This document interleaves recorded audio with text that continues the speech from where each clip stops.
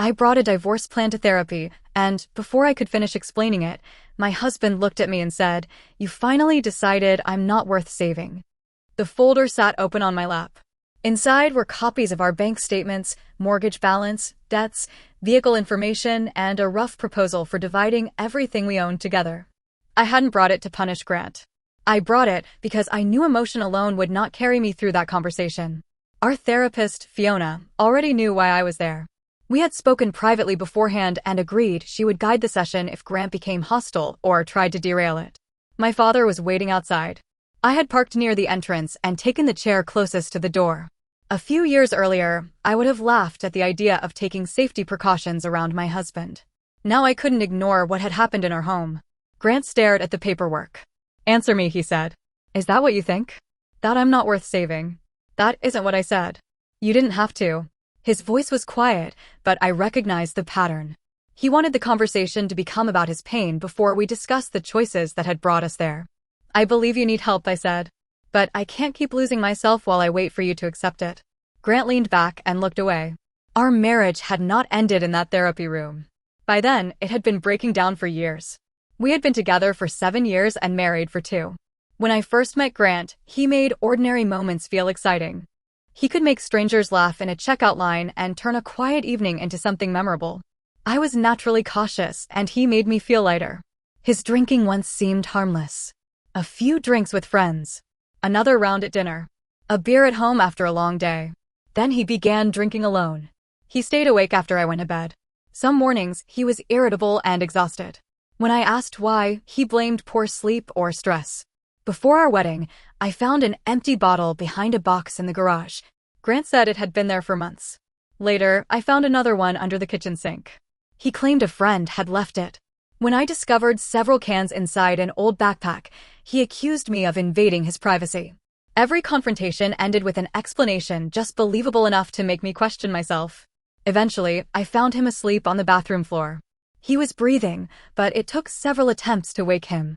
The next morning, I told him I could no longer pretend his drinking was under control. He cried and admitted he had a problem. He promised to stop. By October, Grant told me he was sober. For a while, he seemed more present. His mood settled, and he stopped disappearing late at night. Whenever I asked how he was doing, he acted wounded. "You said you trusted me." So I stopped checking. I believed giving him space was an act of faith. I later learned it only made the deception easier.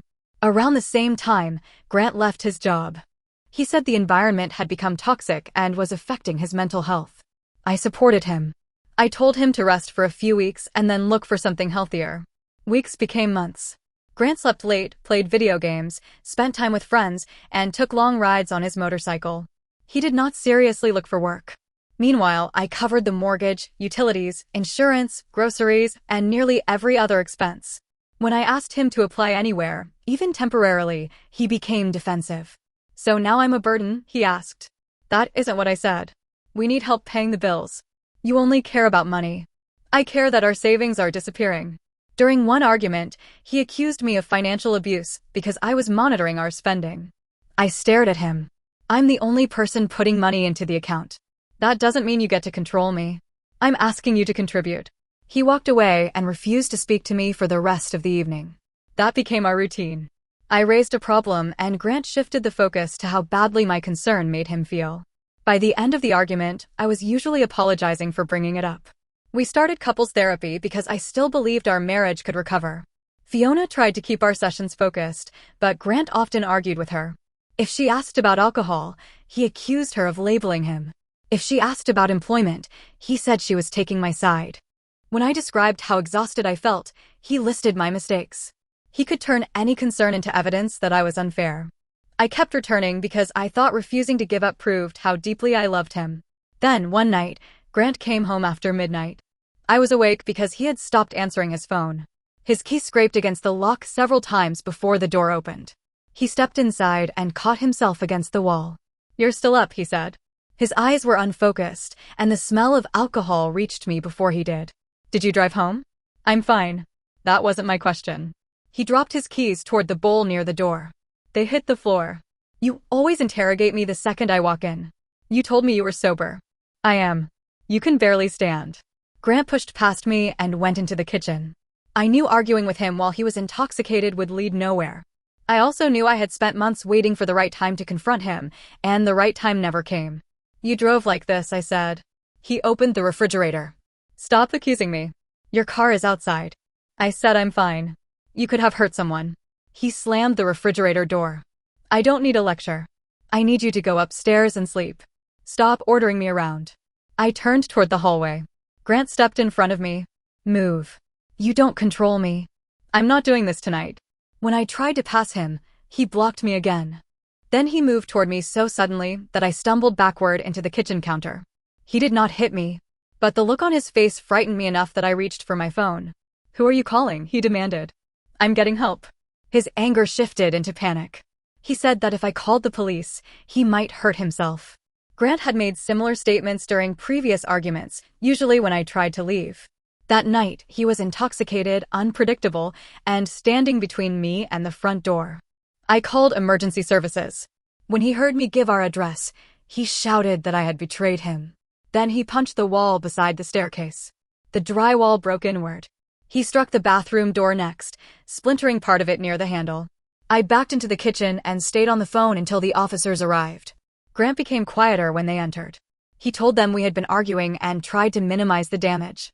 One officer asked me to step outside. Grant was arrested that night. I stood in the driveway while they took him away. From the street, our house looked normal. The porch light was on. The curtains were closed. Both cars were parked where they usually were. No one passing by would have known that my marriage had just crossed a line I could no longer ignore. My parents picked me up before morning. I packed only what I needed for a few days. At first, I told myself I would return after Grant calmed down. Then I decided to wait until his first court hearing. Eventually, I stopped making plans to go home. Grant was released while the case moved forward. He returned to the house, and I stayed with my parents. Our communication became brief and practical. Bills, court dates, times when I needed to collect belongings. He apologized repeatedly. Sometimes he sounded sincere. Other times, the apology came with an explanation. He blamed alcohol, stress, and painful childhood experiences involving police. I believed those experiences had affected him. I also understood they did not excuse frightening me or damaging our home. I attended his first hearing. Grant sat several rows ahead of me beside his attorney. He looked exhausted and ashamed. When he turned and saw me, I briefly recognized the man I had married. That was what made leaving difficult. Grant was not cruel every day. He could still be funny and gentle. There was always enough of the person I loved to make me wonder whether one more chance might change everything. After the hearing, I almost approached him. I nearly offered to come home if he agreed to treatment. Then I remembered how many chances had already begun with that condition. Grant always wanted forgiveness immediately. The change was supposed to happen later. A few days afterward, I needed clothes and financial documents from the house.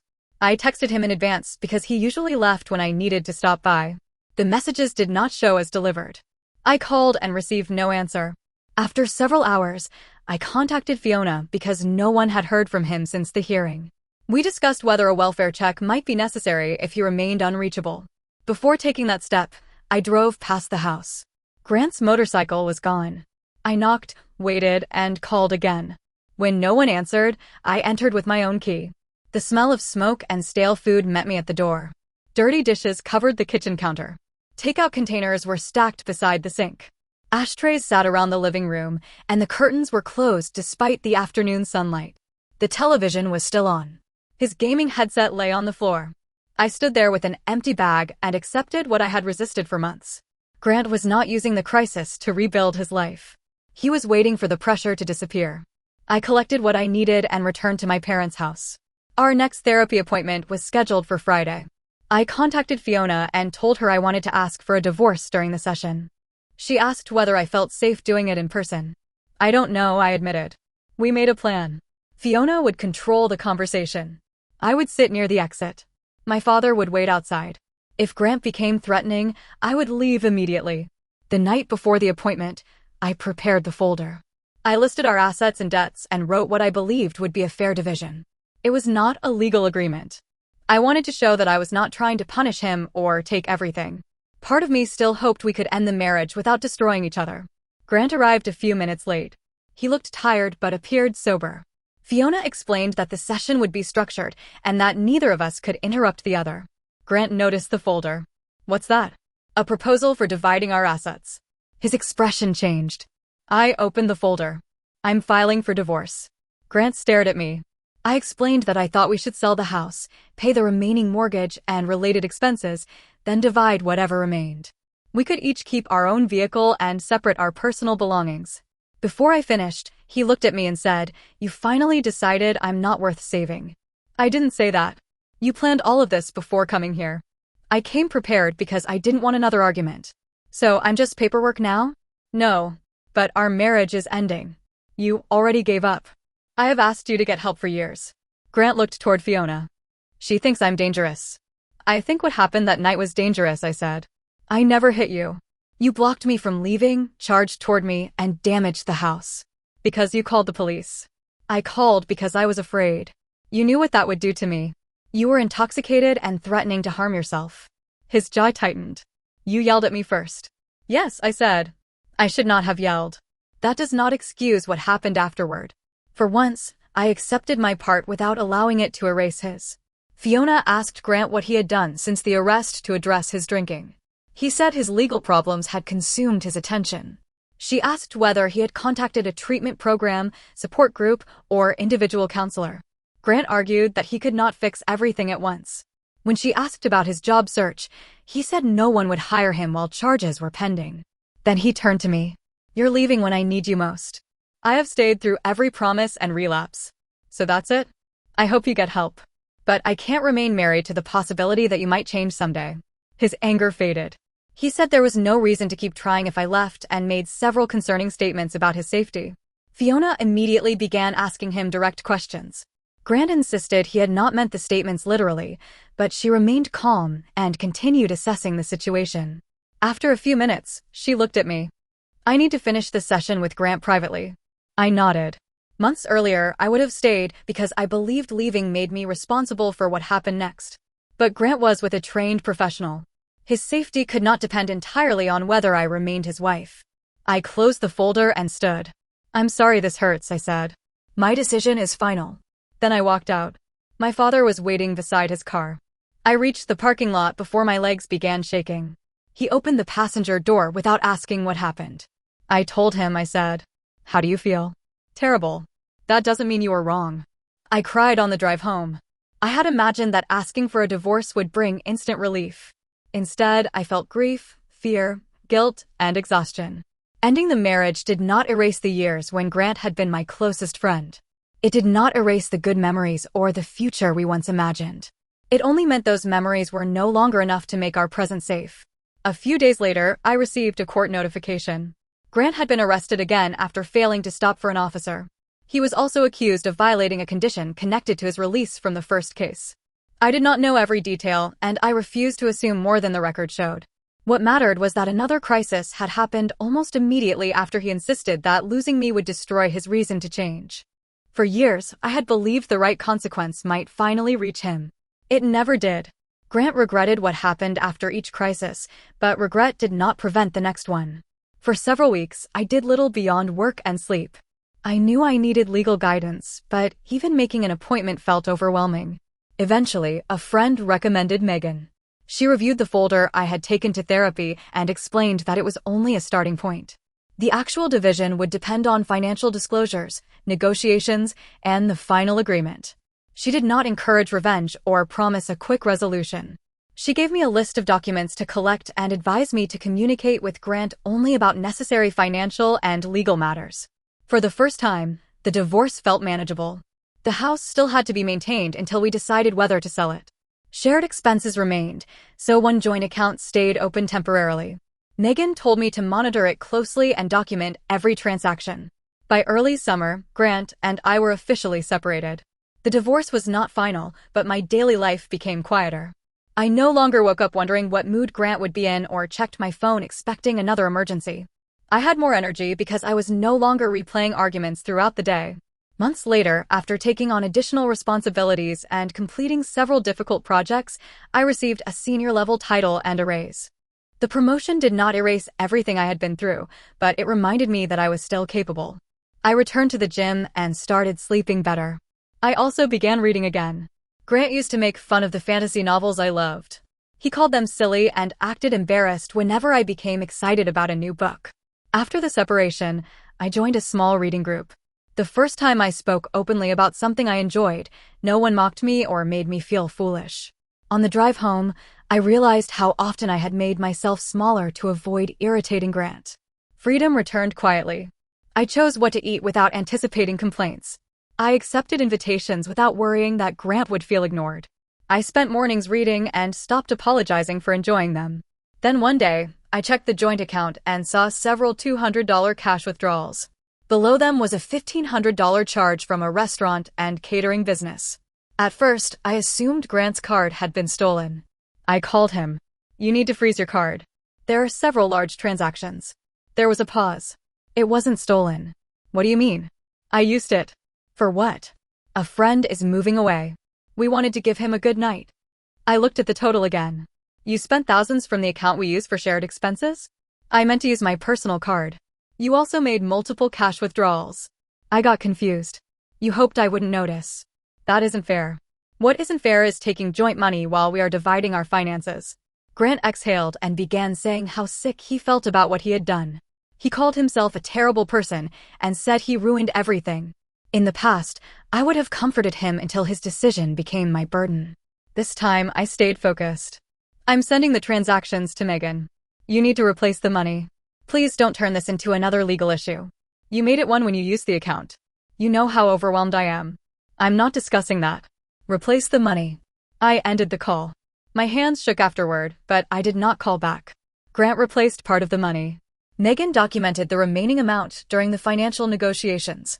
He sent several messages accusing me of caring more about money than our marriage. I responded only when necessary. The first criminal case later ended with Grant entering a no-contest plea and paying a small fine. I learned about it through the public record. I did not attend the final hearing. At first, the outcome made me angry. The damage to our house had cost more than the fine. One of the worst nights of my life had been reduced to a few lines on a court website. Then I closed the page. The court's response did not determine whether my fear had been real. Grant and I spoke less as the divorce continued. There was no dramatic reunion, final confession, or promise that sounded different from the ones I had already heard. By the time the divorce was finalized, I felt more tired than triumphant. I signed the documents and walked outside alone. The day was cold and ordinary. People entered and left the building carrying folders and coffee cups.